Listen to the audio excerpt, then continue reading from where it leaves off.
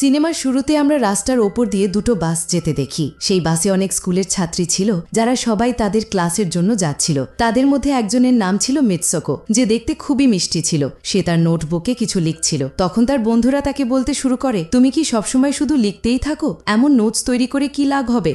এখানে দেখো সবাই উপভোগ করছে, তুমি কেন করছো না? এই বলে তার বান্ধবী তার নোটবুকটা ছিনিয়ে নেয় এবং তার পেন নিচে পড়ে যায়। সে যখনই পেনটা তোলার জন্য ঝুঁকেছিল, তখনই আমরা দেখতে পাই যে খুব দ্রুত গতিতে কিছু একটা আসে এবং সেই মেয়েদের এবং দুটো বাসকেই মাঝখান থেকে কেটে দেয়, যার ফলে সব মেয়েরা দুটুকরো হয়ে যায়। এটা দেখে মিৎসুকো খুব অবাক হয়ে যায়। এ কি হলো? যেহেতু সে নিচে পেন নেওয়ার জন্য ঝুঁকেছিল, তাই সে বেঁচে যায়। এটা দেখে সে খুব ভয় পেয়ে যায় এবং বাস থেকে নেমে পালাতে শুরু করে। এখানে আমরা জানতে পারি যে এই সবাইকে কেটে ফেলার জিনিসটি আসলে বাতাস ছিল, যা সবাইকে কেটে দিচ্ছিল। এই বাতাস এখন মিৎসুকোর পেছনেও লেগে যায়। এটা দেখে মিৎসুকো চিৎকার করতে করতে খুব দ্রুত দৌড়াতে থাকে। দৌড়ানোর সময় সে সামনে আরও 4 জন মেয়েকে দেখতে পায় এবং সে তাদের ঝুঁকে পড়ার জন্য বলে, কিন্তু ততক্ষণে অনেক দেরি হয়ে গিয়েছিল। সেই বাতাস তাদেরও মাঝখান থেকে কেটে চলে যায়। তবে তাদের মধ্যে একজনকে বাঁচানো সম্ভব হয়েছিল। ঠিক তখনই কিছু সাইকেল চালানো মেয়েদের দেখতে পায়, যারা কোথাও যাচ্ছিল। সে তাদেরও বাঁচানোর চেষ্টা করে। সেই বাতাস তাদের সাথেও তাই করে, যা কিছুক্ষণ আগে তার বন্ধুদের সাথে হয়েছিল। আর এই ঘটনার সময় সেই মেয়েটিও মারা যায়, যাকে সেই অদৃশ্য জিনিস থেকে বাঁচানো হয়েছিল। এখন মিৎসুকো এটা দেখে খুব ভয় পেয়ে যায় এবং এদিক ওদিক পালাতে থাকে। এরপর আমরা দেখি যে যখন সে একটি নদীর কাছে যায়, তখন সে অবাক হয়ে যায় যে সেই নদীতেও আগে থেকেই প্রচুর মৃতদেহ পড়ে আছে, যাদের বাতাস অর্থাৎ সেই অদৃশ্য জিনিসটি কেটে দিয়েছে। পরের দৃশ্যে আমরা দেখি মিৎসুকো হাঁটতে হাঁটতে একটি স্কুলে পৌঁছে গেছে, যেখানে আরও অনেক মহিলা ছাত্রী ছিল। তাদের ইউনিফর্ম মিৎসুকোর ইউনিফর্ম থেকে বেশ আলাদা ছিল, অর্থাৎ এর মানে হলো সে তাদের স্কুলের ছাত্রী ছিল না। ঠিক তখনই একটা মেয়ে তার কাছে আসে এবং তাকে বলে, কেমন আছো? আসলে দেখা গেলে সেই মেয়েটি তার সবচেয়ে ভালো বান্ধবী ছিল, কিন্তু সে তাকে জিজ্ঞেস করে, তুমি কি সত্যি আমার সবচেয়ে ভালো বান্ধবী? কারণ সে বুঝতে পারছিল না যে তার সাথে কি হচ্ছে। সে বেশ হতভাগ ছিল। এখানে আমরা এটাও জানতে পারি যে সে এবং তার সবচেয়ে ভালো বান্ধবী একে অপরকে খুব ভালোবাসত। ঠিক তখনই সেখানে জোরে বাতাস বইতে থাকে এবং মিৎসুকো ভয় পেয়ে বিল্ডিং এর ভেতরে চলে যায়। তার সবচেয়ে ভালো বান্ধবী কিছুই বুঝতে পারছিল না যে কি হচ্ছে। সে তাকে জিজ্ঞেস করতে থাকে, তুমি এত কাঁদছো কেন?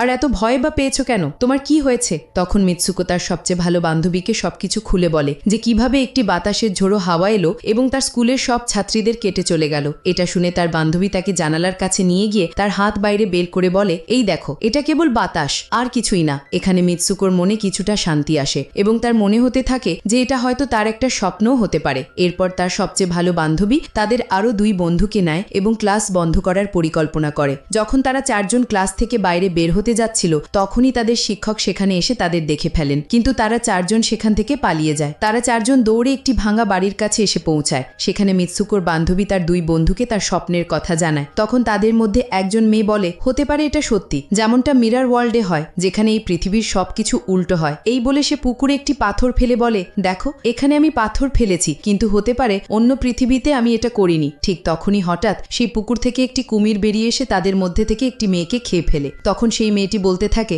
দেখো, আমি বলেছিলাম না, যা এই পৃথিবীতে হয় তা ওই পৃথিবীতে একেবারেই হয় না, আর যা ওই পৃথিবীতে হচ্ছে তাই পৃথিবীতে হতে পারে না। মিৎসুকোকেও সেই পৃথিবীতে কুমির খেয়ে ফেলেছে, আর এখানে দেখো, সে তো একেবারেই সুরক্ষিত। সেই লেকের পাশেই একটি বিছানা দেখা যায়। এই 4 জন সেই বিছানা থেকে বালিশ তুলে নিয়ে খেলতে শুরু করে। ঠিক তখনই আমরা দেখি যে দূর থেকে 2 জন মেয়ে তাদের দেখছিল। সেই 2 জন মেয়ের মধ্যে একজন কোণে সেজেছিল, কারণ তারা দুজনে একে অপরকে বিয়ে করে নিয়েছিল।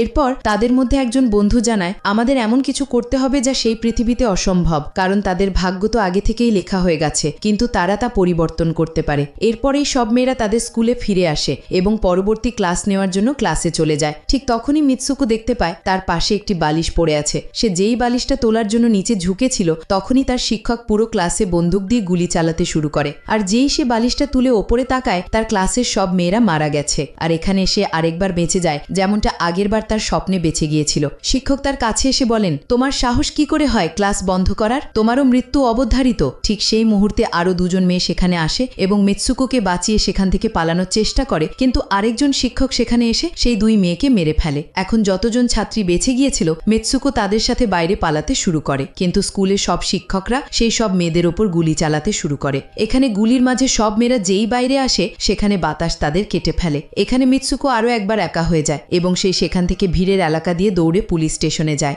সেখানে সে সবকিছু বলতে শুরু করে। তার কথা শোনার পর সেই মহিলা পুলিশটি তাকে বলে, কিন্তু তুমি তো স্কুলের পোশাক পরে নেই। আর যখন সে তার সামনে একটা আয়না রাখে তখন মিৎসুকো সেই আয়নায় দেখে যে সে তো পুরোপুরি বদলে যাচ্ছে এবং লোকেরা তাকে মিৎসুকো নামে নয় বরং অন্য কোনো নামে ডাকছিল। এখানে আমরা জানতে পারি যে তার বিয়ে হতে যাচ্ছিল। তখন সেই পুলিশ অফিসার তাকে তার বিয়ের জন্য নিয়ে যায়। এটা দেখে আশেপাশের লোকেরা তাকে অভিনন্দন জানাচ্ছিল।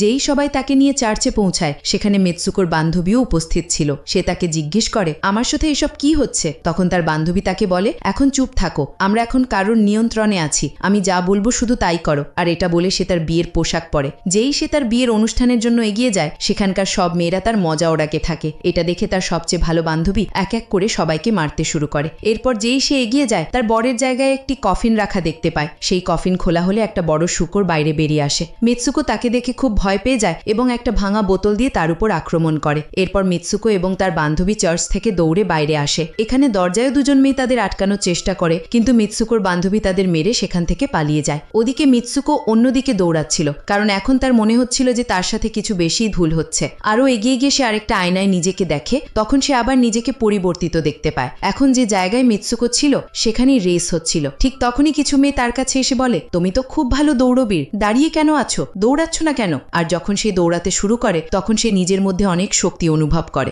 এরপর মিৎসুকো রেস জেতার জন্য পুরোপুরি চেষ্টা করতে থাকে। দৌড়ানোর সময় সে তার মৃত বন্ধুদের দেখতে পায় যারা কিছুক্ষণ আগে তার স্কুলে মারা গিয়েছিল। ঠিক সেই সময় তার বান্ধবীও সেখানে এসে যায়। তখন তারা দুজনে দেখতে পায় যে সেই শূকর এবং সেই মহিলারা যারা তাদের চার্চে আটকাচ্ছিল তারা সবাই তাদের দিকেই আসছে। দৌড়ানোর সময় কিছু মেয়ে মিৎসুকোকে বলতে থাকে, এই পৃথিবী থেকে বাইরে চলে যাও। এরপর আমরা দেখি যে মিৎসুকো দৌড়াতে দৌড়াতে একটি নির্জন অন্ধকার জায়গায় এসে পড়ে। সেখানেই কিছু ছাত্রী দেখতে পায় যারা ইউনিফর্ম পরেছিল। সেই সব ছাত্রী মিৎসুকোকে বলতে থাকে, আমরা সবাই মৃত এবং তোকেও মেরে ফেলবো। কিন্তু তখনই তার বান্ধবী সেখানে এসে সেই মেয়েটিকে মেরে সেখান থেকে মিৎসুকোকে পালাতে বলে। মিৎসুকো জোরে জোরে নিজের নাম বলতে শুরু করে। এর সাথে সাথেই মিৎসুকো তার আসল রূপে ফিরে আসে। তার বান্ধবী তাকে হাত দিয়ে বলে, প্লিজ আমার হাতে যে তার লাগানো আছে সেটা টেনে বের করে দাও, যাতে আমি এই পৃথিবী থেকে বাইরে চলে যেতে পারি। কিন্তু মিৎসুকো ভয় পাচ্ছিল যে এই তার টানলে হয়তো তার বান্ধবী মারা যাবে, এবং যেহেতু সে তার বান্ধবীকে খুব ভালোবাসত তাই সে এমনটা করতে চাইছিল না। কিন্তু তার বান্ধবী খুব জোর করলে সে তারের সংযোগ বিচ্ছিন্ন করে দেয়। তার টানতেই তার বান্ধবীর শরীর দুটুকরো হয়ে যায়। আর ঠিক তখনই সে একটি দরজা দেখতে পায়। সেই দরজা থেকে বাইরে এলে সে দেখে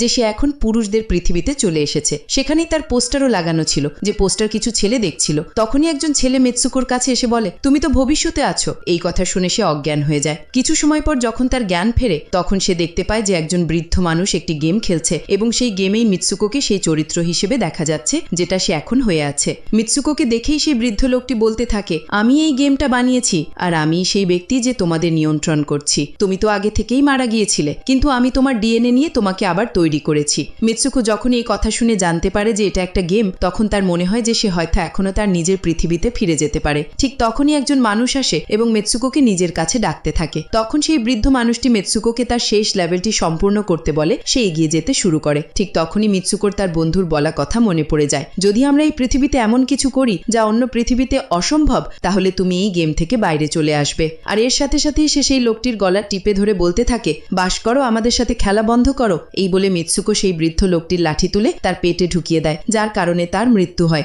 আর এখানে আমরা দেখি যে সেই বৃদ্ধ মানুষটি কল্পনাও করতে পারেননি যে মিৎসুকো এমন কিছু করতে পারে। আর এর সাথে তার ভাগ্য পুরোপুরি পরিবর্তিত হয়ে গেছে। সেই পৃথিবীতে অর্থাৎ গেমে তো মারা গিয়েছিল, কিন্তু আসল পৃথিবীতে সে এখনো বেঁচে ছিল।